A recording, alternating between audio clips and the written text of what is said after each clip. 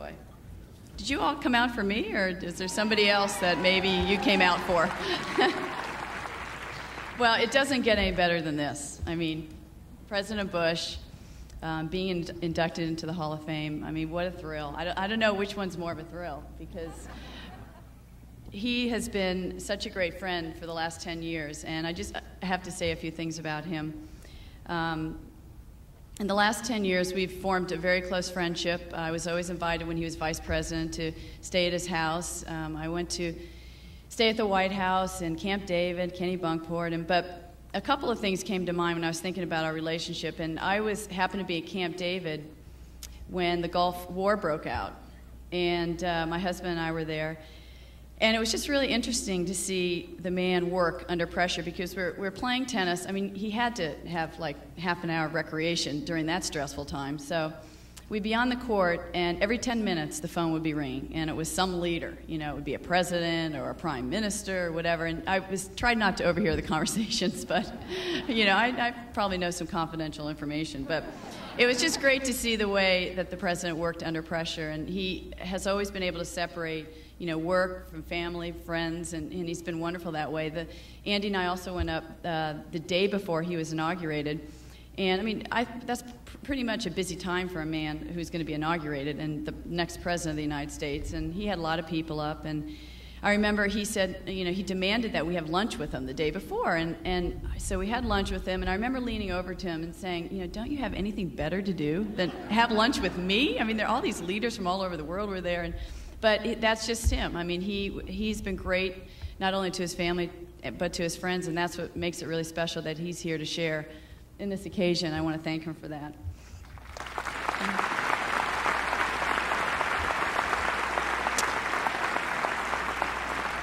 The first time I ever came here, I stayed at Candy and Jimmy Van Allen's house, and I was 17 years old. I came with my dad and my sister. And I remember walking through the Hall of Fame, and I remember seeing, you know, Bill Tilden, and Maureen Conley, and Suzanne Longland, and Helen Wills, and just being totally awestruck by those champions, not really feeling a part of history. I was 17, I hadn't achieved anything, but not really feeling a sense of history at all, because I felt very much removed from those champions that I'd put on such a high pedestal. And then this year I came back, and I was curious to know what my reaction would be, and I walked through the Hall of Fame, and there are a few more champions. I mean, it's been a long time since I was here at 17, but a few more champions in my era: Billie Jean King, Tracy Austin, Arthur Ashe. I mean, people that I knew, I had played against, and I really admired. And for the first time, I felt a sense of belonging, and I felt like I was part of the family, and it was quite a wonderful feeling, and I really will treasure that feeling forever.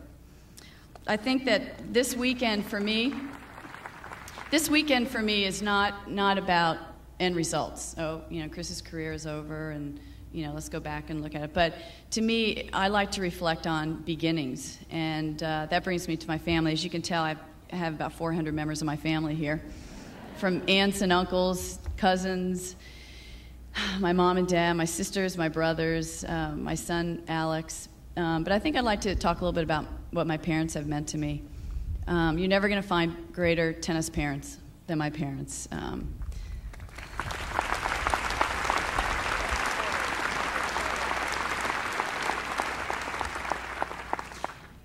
They were simply my inspiration to play.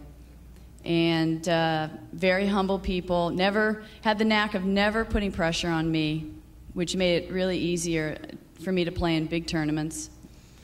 Made me stay in high school, which was great in retrospect. My father always worked, never gave up his job just because I was earning millions. He still supported the family. Well, it doesn't happen very often nowadays.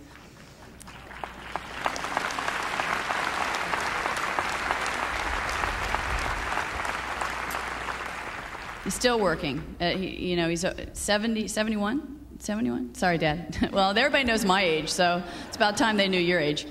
But he hasn't retired. He's still working, still, coaching those young kids. But they really helped keep balance in my life, and they really helped me to keep perspective in my life. And they provide an atmosphere that it was very easy for me to compete because I had no outside pressures. And they know how much they have meant to me over the years. And I just want to say, you know, this is for you, because you are why I am up here right now.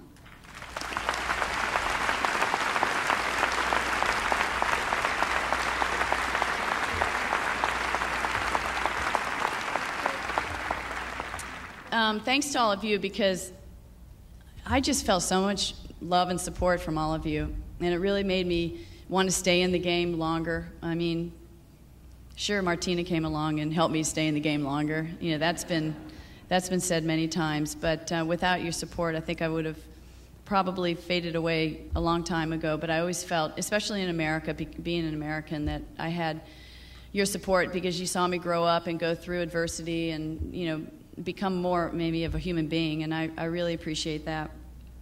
And lastly, I think I've been always asked, what would I like to be remembered for? What would I like to leave behind? And you know, if I helped at all, I think that I helped the notion that it's okay for a woman to be an athlete, to be competitive, to be tough, to be determined. And those are attributes and qualities that it was okay, always okay for men to be those things, but not until the last 20 years or so has it been okay for a woman to be those things. And I just would like to encourage little girls all over the world just to pursue your dreams. And look what happened to me. I mean, I wasn't the best athlete. I wasn't the fastest or the quickest or the most powerful, but I made it happen because I wanted it badly enough. And so all you young girls out there, you know, you can do anything you want if you put your mind to it. And lastly, I just hope that everybody goes through the museum and really learns about the history of the game. It's very educational. It's very rewarding. And I had a ball this weekend, and I'd just like to say thank you. I'll always remember it, and I definitely will come back year after year. Thank you.